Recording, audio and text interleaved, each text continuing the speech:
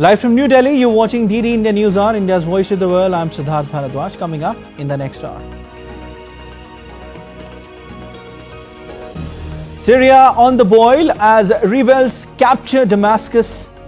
President Bashar al-Assad flees to unknown location.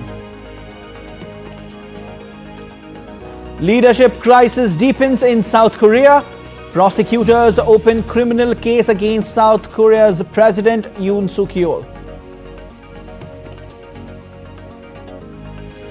India's External Affairs Minister Dr. Jaishankar in Bahrain to participate in Manama Dialogue.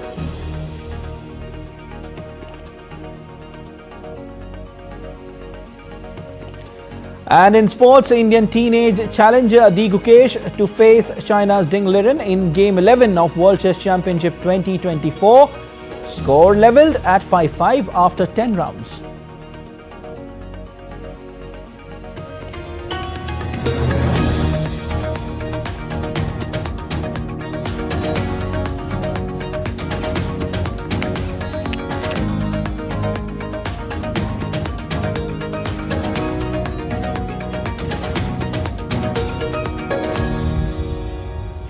Dramatic scenes unfolded in Damascus as locals walked inside the Al-Rouda presidential palace following reports of President Bashar al-Assad fleeing the country. In just over a week, rebel group Hayat Tahrir al-Sham and allied factions captured vast territories from government control, including key cities like Aleppo, Hama and Homs.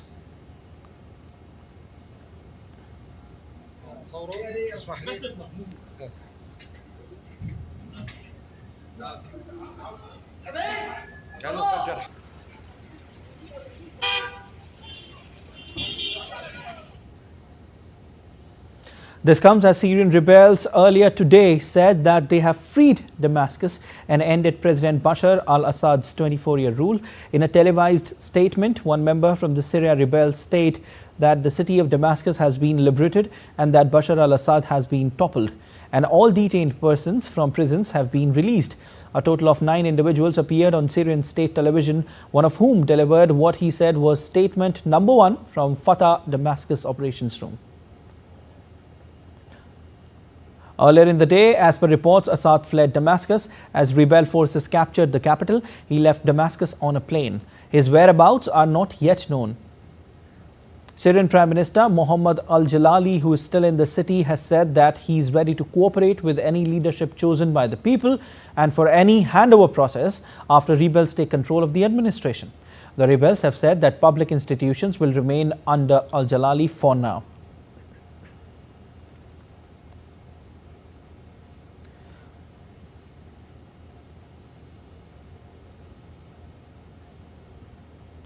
Nations in West Asia remain on alert over the situation in Syria. The Israeli military has deployed forces in the UN-monitored buffer zone with the country. Lebanon said it was closing all its borders crossing with Syria except for one that links Beirut with Damascus. Jordan also shut border crossing with Syria. Meanwhile, the UAE has said that developments in Syria reflected political failure and the destructive nature of conflict.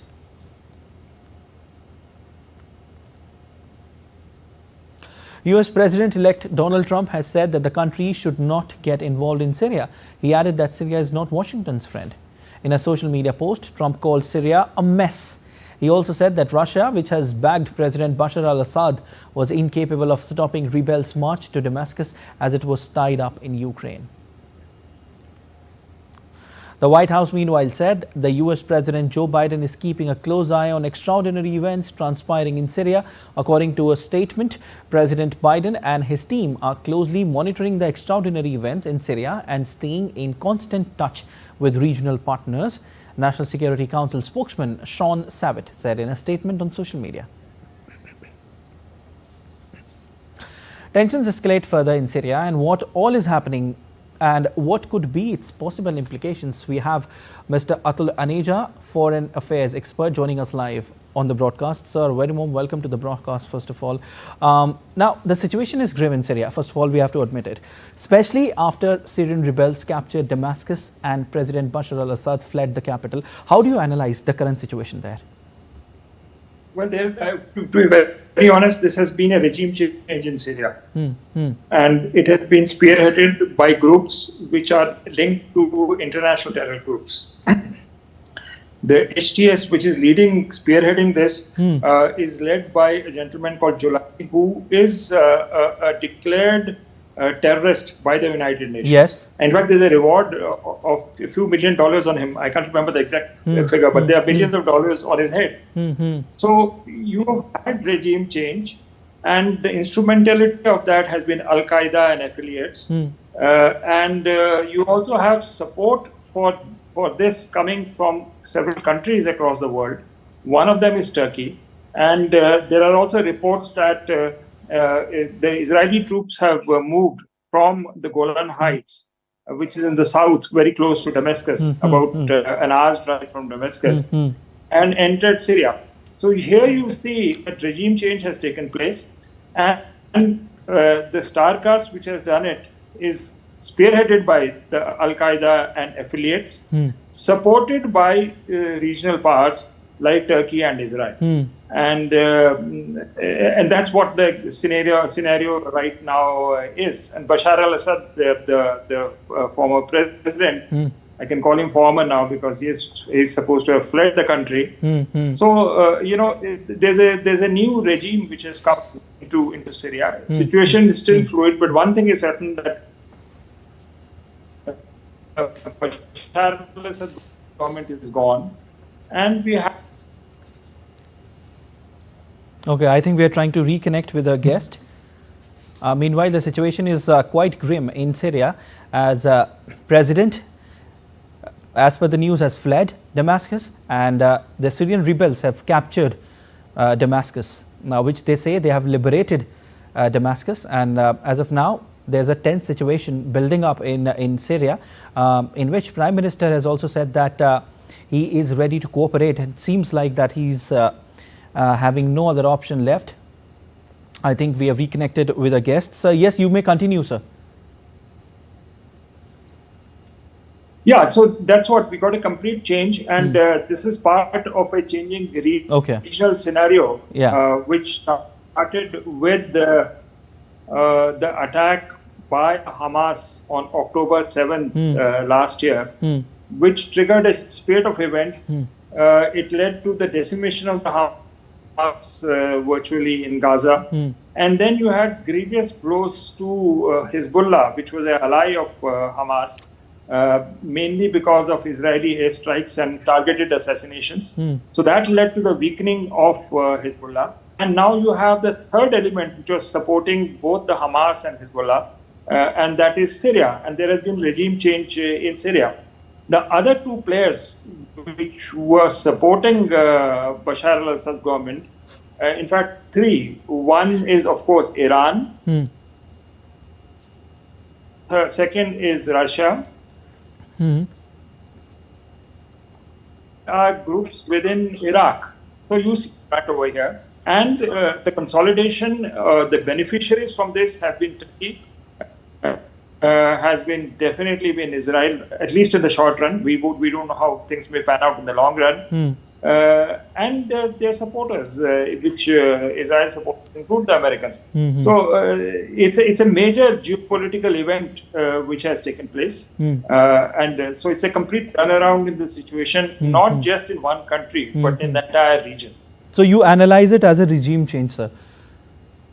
Absolutely. Okay. No two words about it. All right. And Syrian Prime Minister Mohammed al-Jalali has vowed to cooperate with any leadership that the people choose. Seems like the only option he has as of now. Absolutely. I mean, he has no other option. I mean, when a gun is pointing on your head, I mean, there is nothing else that you can do. But right now, I don't think he has any other choices. So, he's making the best of a terrible situation for him and making the statement. Also, sir, do you think that the real power struggle will begin now, as it remains to be seen, if the rebel groups will unite or battle for power? Sir, can you hear my question? I think Yeah, I can. Okay. I heard you. Yeah, please go ahead. So I think the power struggle right now, the so-called rebels. No, the so-called rebels are. Okay. I call them absolutely terror groups. I mean, so they are on a high right now. So internally, the bickering will not start right away. Okay. There will be state coming to them from countries named like Turkey and Israel will support them. And tacit support, you read out the statement by Donald Trump as well, not just Biden's administration. Correct. Generally, negative towards the Syrian government. So, I mean, those are the countries which are going to support them right now, which is actually quite extraordinary. The terror groups are being supported by state actors. But that's the nature of real politics. Will there be a reversal to this? Very hard to say. Definitely. Because, neither Hezbollah, which was an ally of Bashar al-Assad, has the firepower right now to make a difference on the ground. The Russians who played a decisive role, Russians are engaged in Ukraine. So I doubt any support. They have spare capacity to change things here. Iran could have been an actor, but Iran, so long as of now, we don't see anything happening on the ground. So right now, the forces which have displaced Bashar al-Assad are on a high. But, we don't know 2 months, 3 months down the line how things will pan Definitely, sir. As of now, we don't know. Whether, Indeed, sir. We don't know as we don't know as international developments dictate a lot. Indeed. I get your point. We don't know as of now that what future holds, but right now the situation is quite grim there. But thank you so much for joining in on the broadcast. Bashar al-Assad, Syrian president, was known for ruling the country with iron hands. He was part of Arab socialist Ba'ath ideology. Now he has left the country, swept by rebel forces. Here's a report by Arshi on the rise and fall of the Syrian leader. This is the end of road for Syria's president, Bashar al-Assad. He has left Damascus, from where he ruled the nation since 2000. He stepped into power following the death of his father, Hafez al-Assad, who ruled there for 3 decades. Born on September 11, 1965 in Damascus, Assad pursued medicine, specializing in ophthalmology in London, before entering politics after the untimely death of his elder brother, who was groomed for politics. Assad maintained his father's hardline stance in Syria's decade-long conflict with Israel, continuing to demand the return of the Golan Heights and giving support to Hamas and Hezbollah. Relations with the United States worsened after Assad denounced the US-led invasion of Iraq in 2003. Assad's presidency has been defined by the ongoing civil war, which erupted in 2011 amid calls for democratic reforms. His government has faced widespread allegations of human rights abuses and war crimes, drawing international condemnation. As Syria's civil war continued, Assad's grip on power, once uncertain, strengthened. The rise of ISIS in 2013 shifted global focus, with countries like the US prioritizing ISIS defeat over Assad's removal. Russia's military intervention in 2015, though airstrikes and ground support helped Assad reclaim most major cities by 2017, confining rebels to Idlib by mid-2018. Amidst waning conflict, Assad initiated reconstruction efforts, including infrastructure projects and controversial policies like Law 10, which allowed the government to seize property left unclaimed by dispatched Syrians, benefiting loyalists that sparked large-scale criticism against him. Despite global sanctions, Assad retained power with robust support from allies like Russia and Iran, crucial in shaping the course of the conflict. Married to Asma al-Assad, Bashar led a nation struggling with economic hardships, displacement, and recovery efforts, remaining a central figure in West Asia geopolitics. Bureau Report, DD India. And still to come on DD India NewsHour. Thousands of pro-EU protesters rallied in Georgia's capital Tbilisi.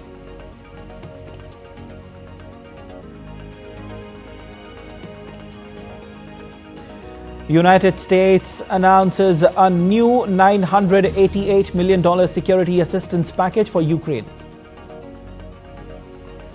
Notre Dame reopens. Stay with us to know more.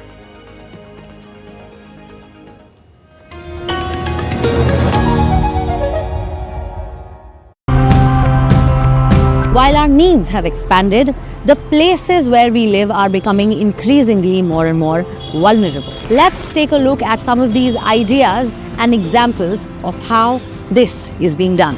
We do traffic survey, basically traffic volume survey.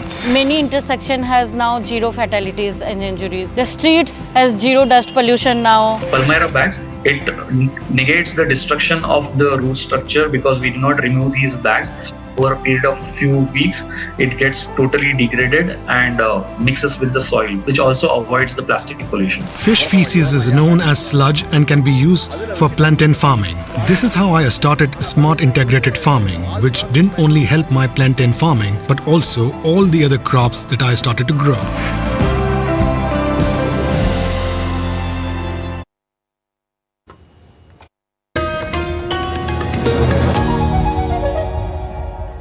You're watching DD NewsHour. I'm Prasar Bharati. The United States has announced a $988 million aid package to bolster Ukraine's efforts in its ongoing conflict with Russia. According to the Pentagon, the funds will be used to buy ammunition, drones and spare parts to maintain Ukraine's artillery equipment. Washington, D.C. has committed over $62 billion worth of security assistance to Kiev since the beginning of the Russia-Ukraine conflict in February 2022. And I'm proud to announce today the commitment of a new Ukraine Security Assistance Initiative package worth nearly $1 billion. Now that package will provide Ukraine with more drones, more rockets for its HIMARS systems, and more support for crucial maintenance and sustainment. Thousands of pro-EU protesters rallied in Georgia's capital Tbilisi on Saturday night to protest against the government's announcements to halt EU accession talks until 2028. The move is an abrupt freezing of long-standing national goal of EU membership that is written into Georgia's constitution. The opposition accuses the current Georgian Dream Party government of becoming increasingly authoritarian and pro-Russian. Romania's far-right leader, George Simeon, called on the High Court of Cassation, which is the country's top court, to reverse the Constitutional Court's decision that cancelled the presidential election. Meanwhile, Romania's far-right candidate, Călin Iorgescu, slammed the court's verdict. Speaking to the media, Iorgescu said that country's democracy was cancelled. This comes after the country's top court scrapped the presidential elections over alleged irregularities amid claims of Russian interference into the vote. We shall continue in the democratic manner. I ask very clear for peace, for all the things which we have to recuperate our democracy, because the democracy was cancelled with a court. In Germany, the far-right Alternative for Germany party has announced Alice Weidel as its candidate for the post of Chancellor for the snap election on February 23, 2025. Weidel, who has stood out for her ability to avoid being caught up in many of the controversies surrounding her party in recent years, announces the party's manifesto calling for an end to further arms and shipments to Ukraine, the abolition of the Renewable Energy Sources Act and secure borders.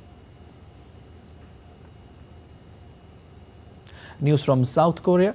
South Korean prosecutors have opened a criminal case listing President Yoon Suk-yeol as a suspect in their investigation of his declaration of martial law last week. DD India's Abhishek Bose brings us more.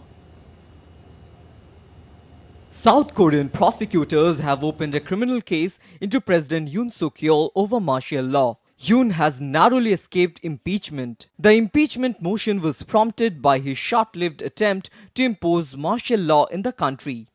Yoon's People Power Party boycotted the impeachment vote put forward by the main opposition Democratic Party. The motion was scrapped after not enough lawmakers participated.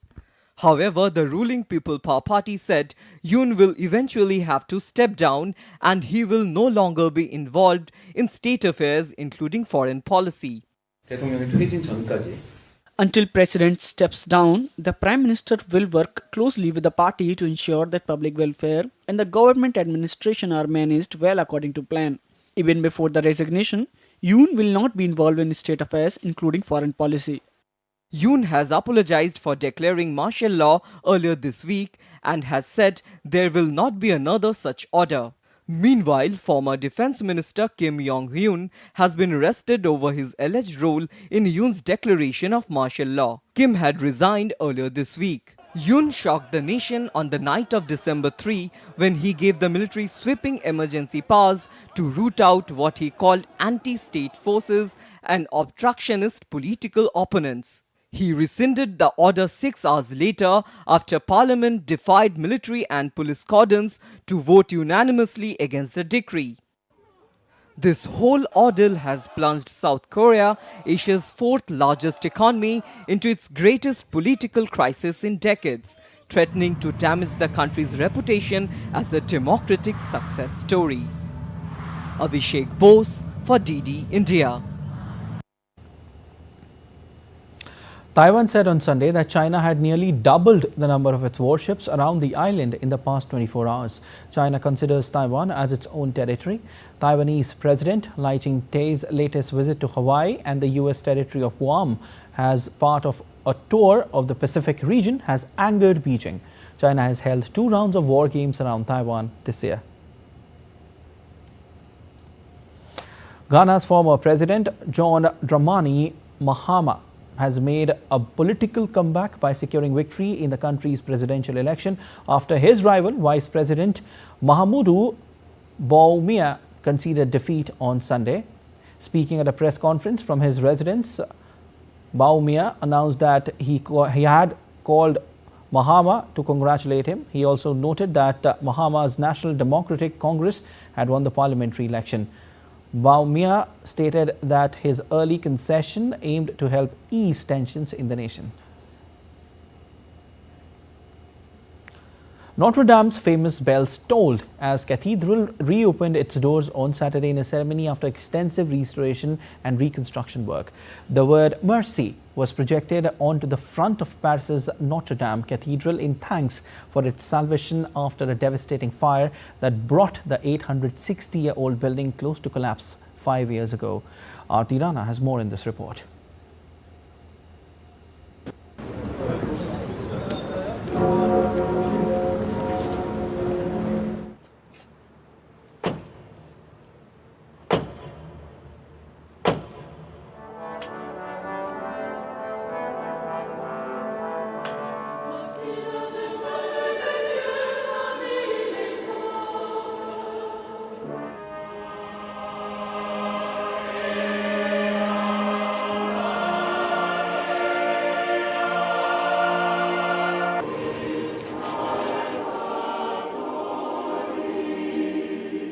Ces voix multiples, ces harmonies capables de traduire tous les sentiments de la prière chrétienne, de la supplication à l'exultation pour l'œuvre de Dieu, l'œuvre de sa liberté et de sa volonté puissante et aimante. Très particulier.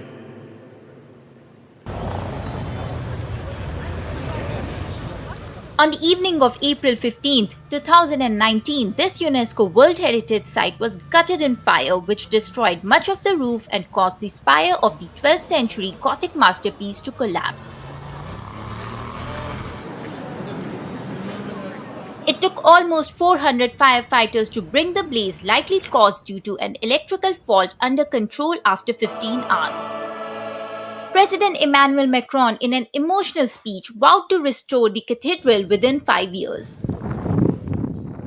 After 2,055 days and $800 million, the restoration is complete, even though the cathedral's exterior remains a work in progress. Thousands of experts, from carpenters and stonemasons to stained glass window artists, work round the clock using age-old methods to restore, repair, or replace everything that was destroyed or damaged. And now, recounting the events of 2019, Macron thanked first responders, donors and supporters in France and around the world.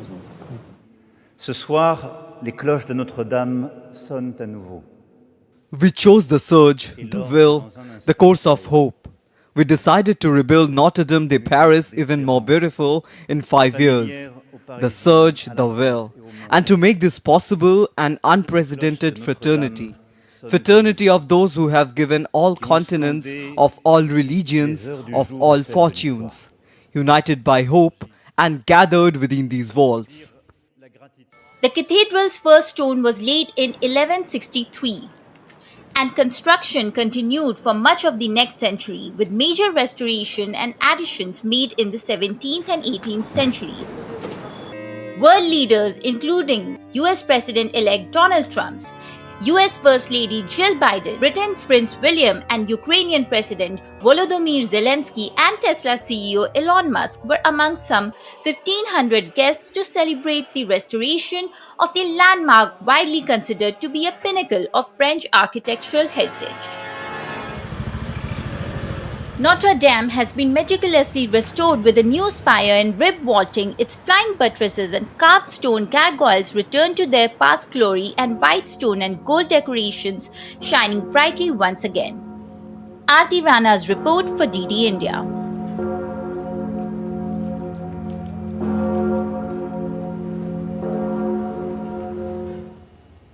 Let's take a look at other stories making news around the world. The Dominican Republic seized 320 bags containing over 9.5 metric tons of the drug of worth $250 million, which could be country's largest seizure. The drug was being transported in 2 containers of bananas that arrived at the Santo Domingo port. A motorcycle loaded with bombs detonated at police checkpoint on outskirts of Colombia's Hamundi. The attack has left 1 person dead and 14 injured, including civilians and officers, according to police. Macau unveiled a spectacular Light Up Macau 2024 Illumination Festival themed Symphony of Time and Space. The festival seamlessly blends urban culture with modern technology, creating a spectacular visual feast for tourists. The event will run until February 28, 2025 with the colorful light installations and sculptures. And ahead of Christmas festive season, Vatican inaugurated its 29-meter-tall Christmas tree and nativity scene at St. Peter's Square. This year's tree came from northern Italy's Ledro and is decorated with handcrafted ornaments from the local community.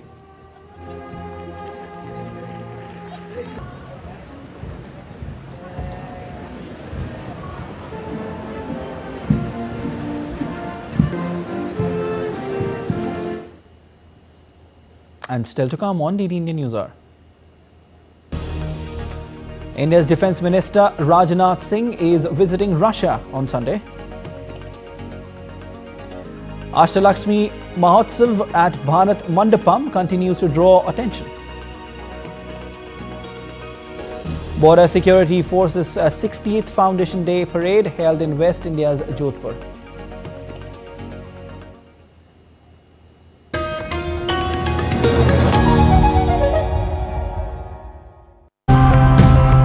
While our needs have expanded, the places where we live are becoming increasingly more and more vulnerable. Let's take a look at some of these ideas and examples of how this is being done. We do traffic survey, basically traffic volume survey. Many intersection has now 0 fatalities and injuries. The streets has 0 dust pollution now. Palmyra bags, it negates the destruction of the root structure because we do not remove these bags. Over a period of few weeks, it gets totally degraded and mixes with the soil, which also avoids the plastic pollution. Fish feces is known as sludge and can be used for plantain farming.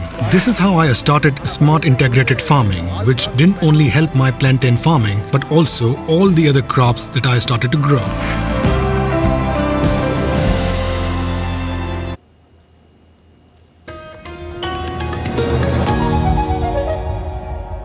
You're watching DD Indian NewsHour. I'm Siddharth Bharadwaj, and a quick recap of the headlines. Syria on the boil as rebels capture Damascus. President Bashar al-Assad flees to unknown location.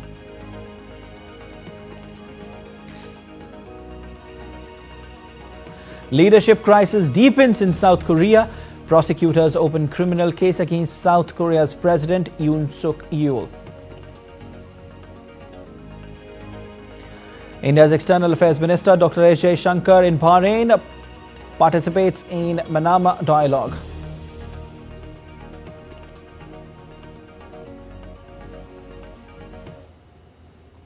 India's Defence Minister Rajnath Singh is visiting Russia on Sunday to attend 21st meeting of the India-Russia Intergovernmental Commission on Military and Military Technical Cooperation. During the visit, Defence Ministers of India and Russia will review the entire range of multifaceted relations between the two countries in the field of defence, including military-to-military and industrial cooperation. Defence Minister Rajnath Singh will also commission the Indian Navy's latest multi-role stealth-guided missile frigate INS Tushil at Yantra Shipyard, Kaliningrad, and pay tributes at the Tomb of the Unknown Soldier in Moscow to honour the Soviet soldiers killed during the Second World War.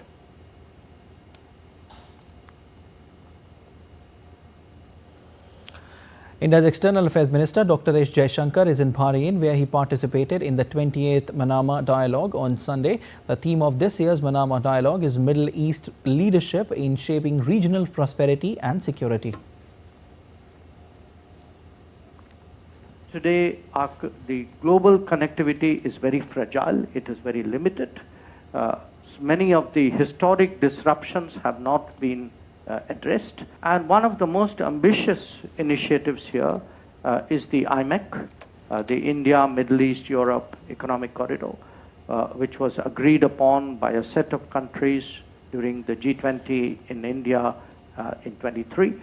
And we hope that from India, across the seas, through this region, to Europe, across the Mediterranean, into Europe, we will see this connectivity corridor materialize. The minister started his day by visiting the 200-year-old Srinathji temple in Manama. In a post on X, Dr. Jaishankar underscored that temple is a true symbol of the long-standing India-Bahrain friendship. An Indian priest, George Jacob Kuwakad, was elevated to the rank of cardinal by Pope Francis in a grand consistory held in the Vatican on Saturday. The ceremony, held at the famous St. Peter's Basilica and attended by clergy and dignitaries from around the world, witnessed the induction of 21 new cardinals from various countries, hailing from the Archdiocese of Shangana Sri in Kerala. Kuwakad's appointment brings the total number of Indian cardinals to 6, further strengthening the country's representation in the Vatican.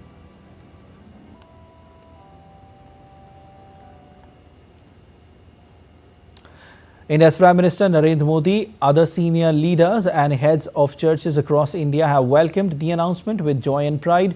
In a social media post, PM Modi said that he was delighted at His Eminence George Jacob Kuwakad being created a Cardinal of the Holy Roman Catholic Church by His Holiness Pope Francis.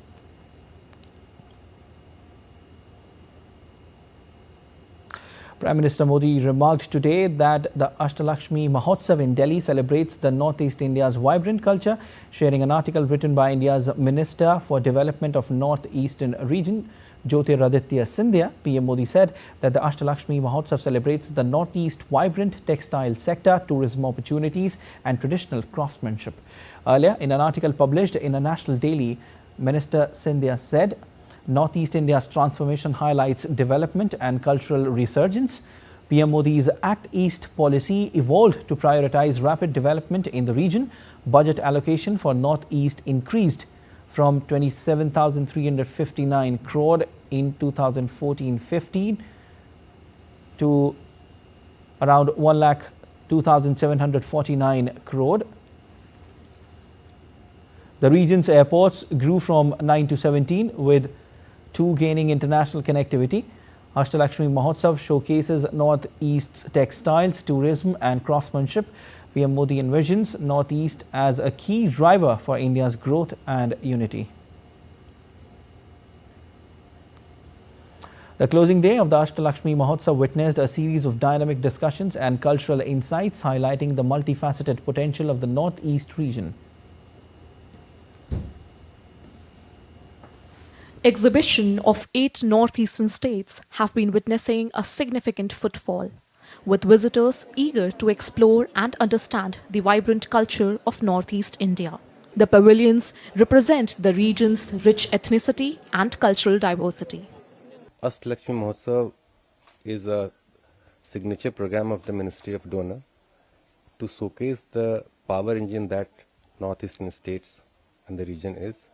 Through this, in which we'll have technical sessions on various subjects, we'll have investor roundtable, we'll have buyer-sellers meet, we have a demonstration and exhibition of different products of 8 states. We expect people to see and experience the vibrancy of Northeast, the potential that Northeast holds for the investors. From intricately crafted bamboo utilities and vibrant bead jewelries to luxurious silk fabrics, every counter offers a glimpse into the unique heritage of northeastern states.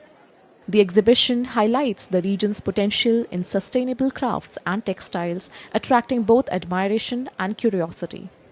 The central government, the schemes they've provided, and through NEHHTC, we've been given a good opportunity where, the financial health of the rural area population has drastically increased, and now almost 90% of the rural population is standing in their own feet and they have become financially stable. So we are very grateful, and we are looking forward to more schemes where we can we can come forward and we can actively support our state people.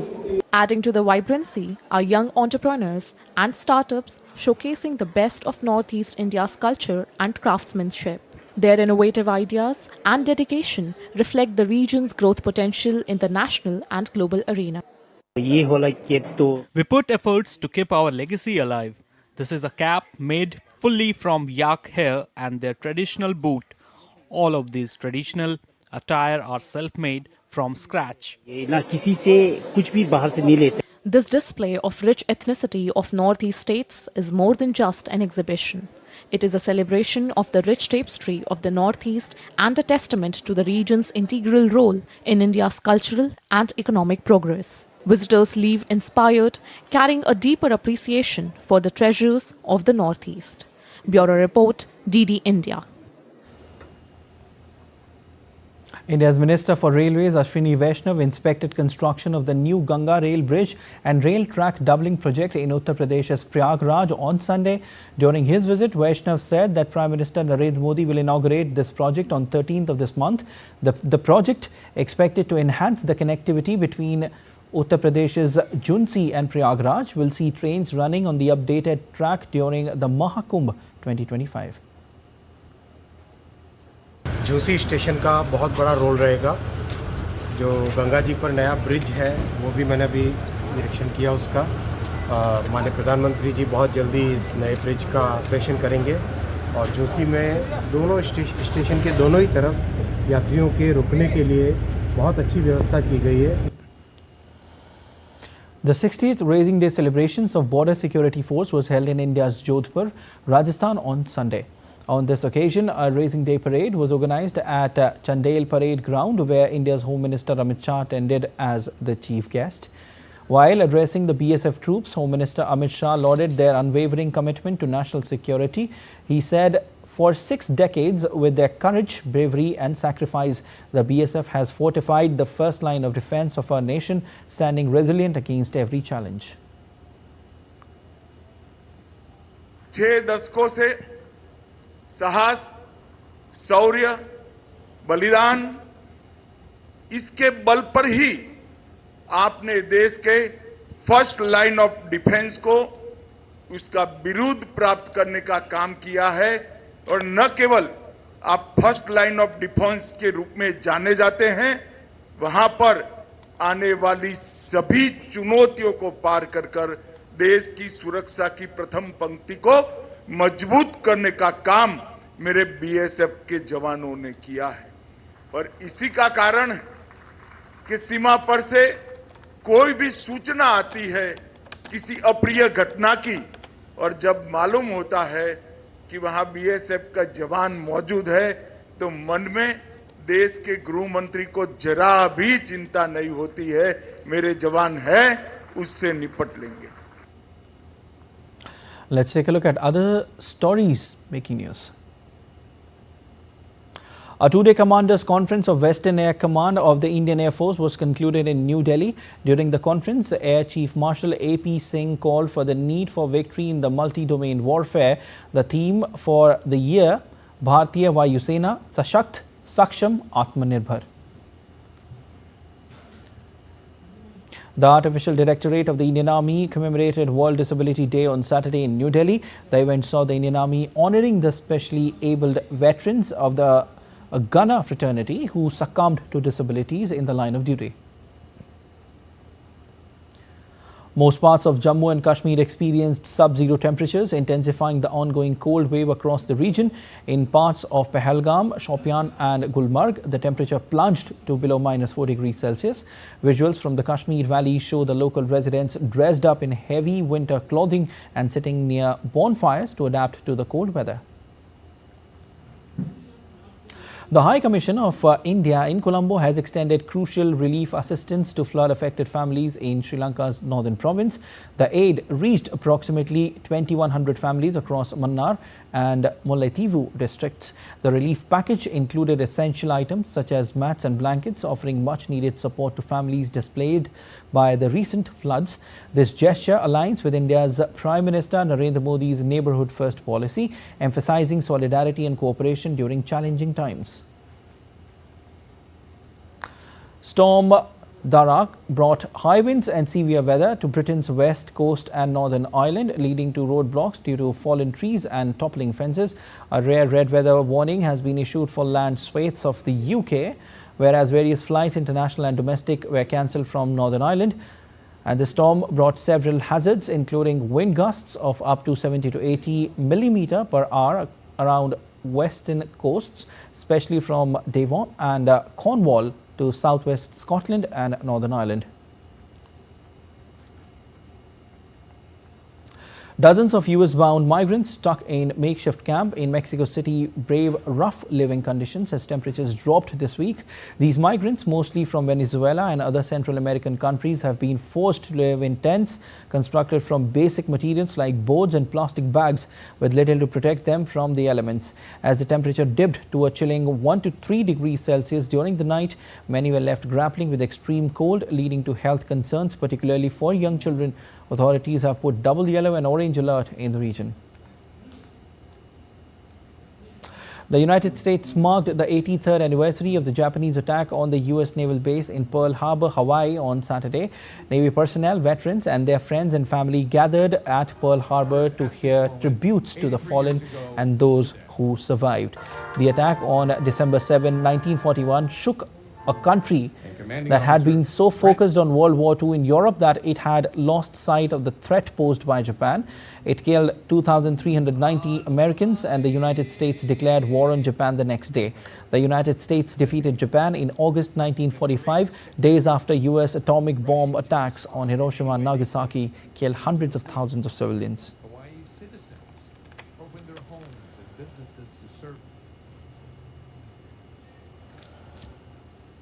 And still to come on DD Indian NewsHour. Australia secured 10-wicket victory over India in Adelaide pink ball test to level series 1-1. Real Madrid narrowed the gap on La Liga leaders Barcelona with commanding 3-0 win over Girona. Albino dogs take the spotlight at Bolivia's Christmas parade.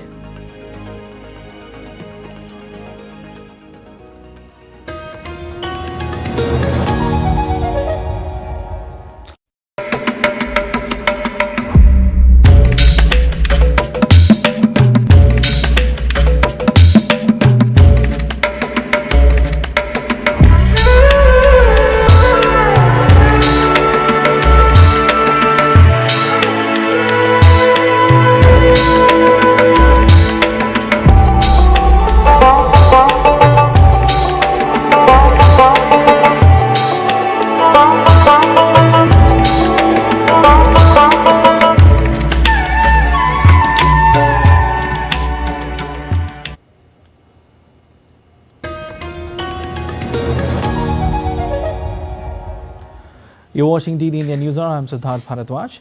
The The Western Indian state of Rajasthan is hosting a 3-day International Investors Summit in Jaipur. Prime Minister Narendra Modi would inaugurate the event on 9th of December in the Pink City. In an exclusive conversation, DD India correspondent Vishal Baristo caught up with the Industries Minister of Rajasthan, Colonel Rajyavardhan Singh Rathore, to find out more. Rajasthan is all set for the 3-day international summit, and it is called Rising Rajasthan. I have with me Industries Minister of the state, Colonel Rajyavardhan Singh Rathore. Let's talk to him and find out. Sir, now you have a new responsibility on your shoulders, and this international summit is seen as getting more and more investment for the state. Countries are looking forward to investing in Rajasthan. They have confidence in India. They have confidence in the government of India. They realize it's a stable government. It's a government that is investing into development. The policies of the government are favorable to business as well as for employment generation in our country. And so therefore, this is the right time for every state, including Rajasthan, to do their best in achieving the targets set by Prime Minister Modi of the 5 trillion economy. Have they been incorporated for the success of Rising Rajasthan? Today, policies of Rajasthan for various sectors are very competitive policies in comparison to other states as well. We have made and we have launched 21 new policies. So for every sector, we have a policy. Indian diaspora always plays a major role when we talk about success of Gujarat, and Rajasthanis are all over the world. So what has been your plan for them? Out of these 3 days of Rising Rajasthan, 1 day is only dedicated to non-resident Rajasthanis. And so we are confident that we will receive a large number of investors from there and support from them. So there you heard a very confident Industries Minister of Rajasthan. Indian diaspora, especially from Rajasthan, will be key to the success of Rising Rajasthan. And I would only say, Padharo Mare Desh. With cameraman Mohit Uike in Jaipur, this is Vishal Baristo for DD India. And time now for sport updates. First, beginning with chess. In a teenage challenger, D. Gukesh and defending champion Ding Liren of China are squaring off in the Game 11 of the World Chess Championship in Singapore on Sunday. Earlier, Game 10 ended in a draw on Saturday, leaving the score tied at 5 points each in the 14-match series. Each player has won 1 game apiece, with Ding taking the opening match and Gukesh coming back to defeat the champion in Game 3. The rest of the rounds have ended in a draw. If both remain tied after 14 rounds, the match will move to a tiebreaker, which will be played on December 13th. And joining us live is DD India correspondent Narayan Singh. Hi Narayan, over the past few days, in fact over the past few rounds, we are seeing some interesting encounters between D. Gukesh and Ding Liren. What's happening and what's likely to happen? Just give us some updates on that. If we talk about the World Chess Championship, we know that's the coveted tournament, and always we know that the kind of player D. Gukesh is. He was a standout player in candidates, where he defeated the top-notch players of the world, and now here at the World Chess Championship too, he is playing amazing chess, and throughout the rounds we saw that it was a very neck and neck battle between the two fantastic players, and right now we know that it's very difficult for the Ding Liren also to contain our Indian prodigy, but we know that the way things are going, that round 11 is underway right now. We are hoping that as the things will pan out, definitely D. Gukesh will have an upper hand in this coveted championship. All right, thanks for joining in, Narayan. In cricket, skipper Pat Cummins' masterclass propelled Australia to a stunning 10-wicket win over India in the second test in Adelaide. Chasing only 19 runs on the third day, Australia did not face any hiccups as openers Usman Khwaja and Nathan McSweeney took the hosts across the line. In just 3.2 overs, Cummins completed his 5-wicket haul as Australia bundled out India for 175 earlier in the day. For Australia, pacer Mitchell Starc took a total of 8 wickets, while skipper Pat Cummins took 7. Batter Travis Head was the star performer with his knock of 140. For India, only Nitish Reddy played decent knocks of 42 in both the innings. With the win, Australia have levelled the 5-match Border Gavaskar series at 1-1. In the World Test Championship standings, Australia tops the chart with the Adelaide Test victory. Australia women have sealed the series with a resounding 122-run victory over India women in the second ODI, taking an unassailable 2-0 lead with one match remaining. Two big hundreds from Georgia Wall and Elise Perry helped Australia to set the gigantic target of 371 runs, their highest total against India in ODI. In reply, India women bundled out for 249 in 44.5 overs as Annabelle Sutherland picked 4 wickets and helped Australia to win the match by 122 runs. Rodriguez and Minu Mani remained high scorer for India with 43 and 46 runs respectively. With the series win, Australia women will now look to complete a clean sweep in the third and final ODI schedule for December 11. The Women's Premier League auction for the 2025 edition will take place on December 15 in India's southern city of Bengaluru. 120 cricketers, including 91 Indian players and 29 overseas stars, will vie for 19 slots. 5 spots are reserved for overseas players. As per the rules, each cricket team can have a maximum of 18 players in their squad, including 6 overseas cricketers. India will compete in both men's and women's competitions at the World Squash Team Championships, which is scheduled to take place in Hong Kong from 9th to 15th of December. Abhay Singh will spearhead the Indian men's team alongside national champion Vallavan Senthil Kumar. The Indian women's team features 16-year-old Anahat Singh, who's been in sensational form this year, winning 8 Professional Squash Association Challenger titles. A total of 195 players from 29 countries will compete at the championships. There will be 6 pools for women and 8 pools for men teams.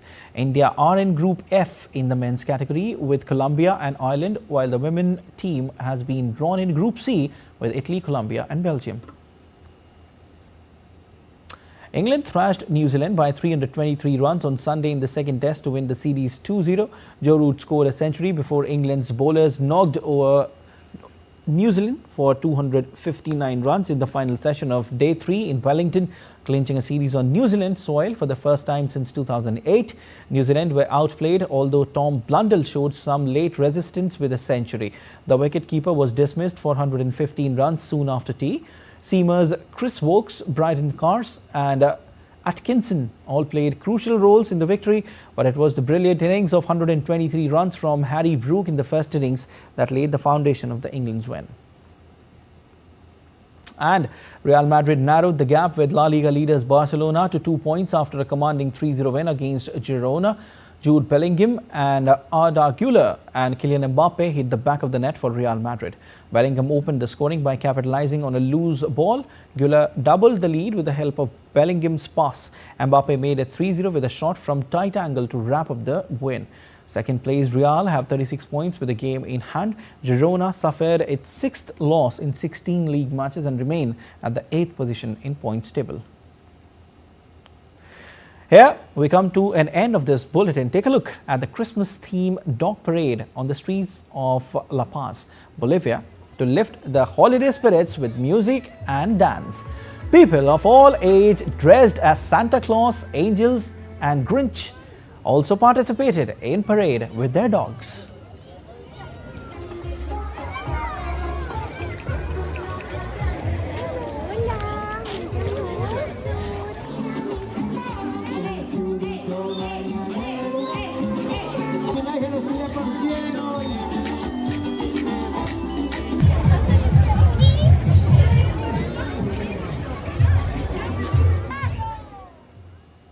Looks like Christmas is already here. And India's public broadcaster Prasar Bharati has recently launched Waves, entering the field of OTT platform. Waves provides a complete infotainment ecosystem to digital media and OTT audiences. If you also want great content for free, then download Waves today. That's all for this edition of DD India News Hour, but let us know your thoughts on the news of the day. For those on the go, you can get all the latest news and updates from India and across the world on DD India mobile app. The app is available on both Android and iOS platforms, and you can scan the QR code on the screen to download now. We'll be back with more news as it breaks here on DD India. I'm Siddharth Bharadwaj from all of us here in Delhi. Thanks for watching DD India News Hour.